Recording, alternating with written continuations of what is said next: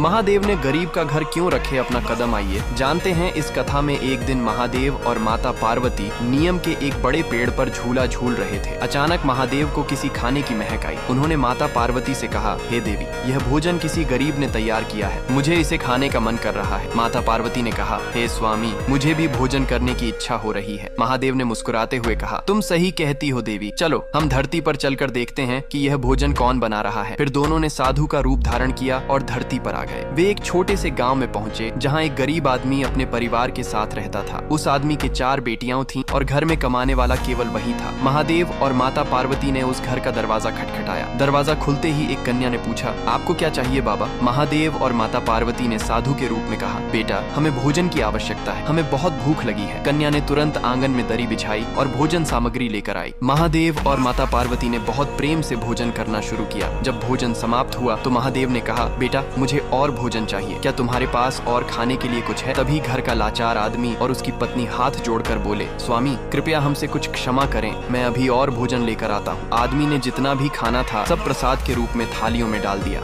महादेव और माता पार्वती ने बहुत आनंद से भोजन किया और कहा, यह भोजन बहुत स्वादिष्ट था, मेरे दिल ने इसे पूरी तरह से स्वीकार किया। साधु और उसकी पत्नी ने उनके चरणों में प्रणाम करते हुए कहा, आप हमें जाने की आज्ञा दें। इसके बाद साधु, उसकी पत्नी और बच्चे महादेव और माता पार्वती को बहुत प्रेम और आशीर्वाद के साथ विदा करने लगे। जैसे ही वे सब बैठकर उदास हुए, अचानक चारों बेटियां जूठन उठाने लगीं। परंतु जब उन्होंने थाली उठाई तो वे हैरान रह गईं, क्योंकि थाली में सोने के चावल भरे थे। वे चौंकते हुए अपनी माँ बाप को दिखाने आईं।